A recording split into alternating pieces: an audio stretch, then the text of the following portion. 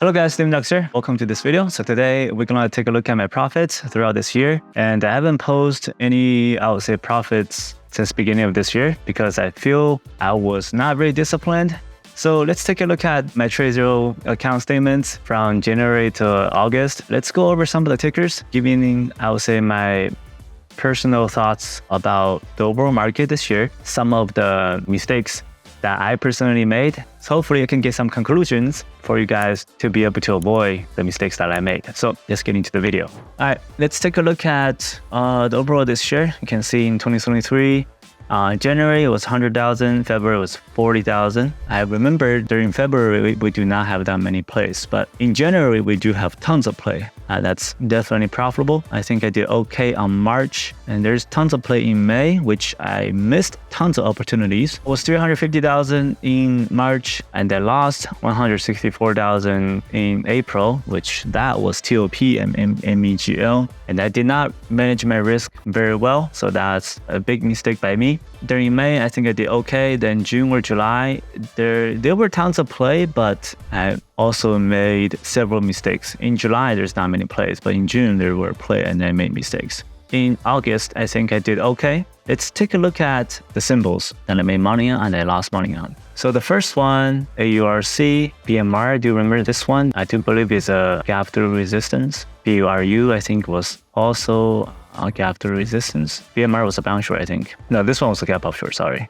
Then BZFD, this one I mismanaged. I think I shorted a day early. This was a multi-day runners, and I definitely screwed it up. And I didn't have confidence holding throughout the entire day. I think it was on the day it dropped. This one, I think, went from 1 to 4. On the day it dropped after 2:30, so it dropped really late. I think I was traveling in that 2 months, so I wasn't be able to catch the profits on that one. But if I had enough patience, I think I could definitely make this one much better than losing almost 70,000 on that one. Then those are small losses. CVNA, I think this was a $1 billion cap. So I traded at the $1 billion cap, which wasn't on my trade list because I tend to avoid all $1 billion caps. So that one was a giant mistake. This one is avoidable.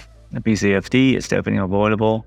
Then 6AI, that was an AI ticker. I think I traded 2 times. Each time lost 8,000. So that's small mistakes. That's fine. FRZA, this was a failed gap through resistance because the resistance was canceled. So I tried 2 to 3 times. The 3 times did not work. And the volume was overwhelming. It was breaking through the resistance multiple times. So as I see the volume is overwhelming, I should stay away from this one. 130K in terms of mistakes right there. Did not trade it very well. GFAI, this one was a multi-day runner. I think it went to 20. Not sure how I lost money on this one. I think I lost money on the front side and made money on the downside. And we have other losses. We have GNS. I do believe this is a biotech.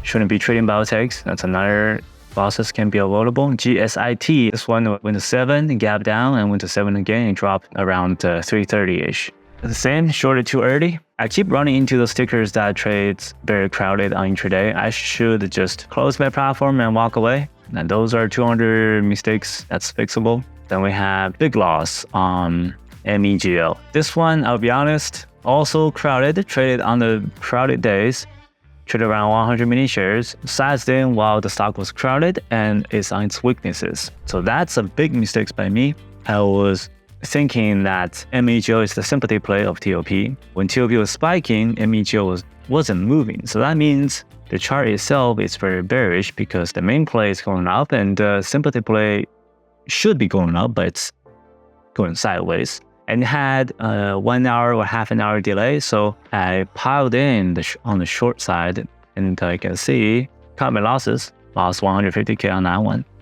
That was a giant mistake by me. Then we had another one, which was OCEA, which is the biggest loss I have this year. Biggest gain was MEOA, it was 200K. This one, I think it was on parabolic. Keep adding it. It was a biotech. You shouldn't be trading biotechs.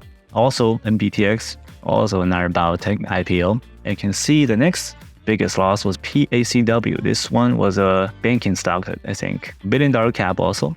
PSQH, I do believe this is a 500K float. So that was another one. And SPRY, I think, is also about tech. SFWL, this one was overtrading. So 3 conclusions throughout these years. First of all, do not trade crowded tickers. That's trading over 100 mini shares throughout the day. Second, do not trade billion-dollar cap. That's not penny stocks. It's not micro caps. Those tickers are really difficult to predict. Third, do not trade biotechs. I could avoid maybe 500,000 in terms of mistakes, or maybe even 1 million. So the total profit I could make throughout this year, once I manage my overtrading, avoiding all the sectors that I shouldn't be trading, I could save $1 million in terms of mistakes. The only one that I would say this one is maybe okay to lose. Other than that, everything else, it's a mistake that can be fixable. There are some tickers that, I lost 20K, 10K there. Those are not a big of a deal. This is how I really review my account statements. I focus on the biggest losses so I can improve it. Still making the same mistakes. Hopefully, I can improve throughout the rest of the year and make sure I can stay more consistent and profitable. Let's see how I do for the rest of 4 months. All right, guys, that'll be the entire review for the $1 million profit in terms of TradeZero account statements. Hopefully you guys learned something, and those are my mistakes. I'm willing to share them. If you have any questions, please leave a comment below, and I will see you guys in the next one.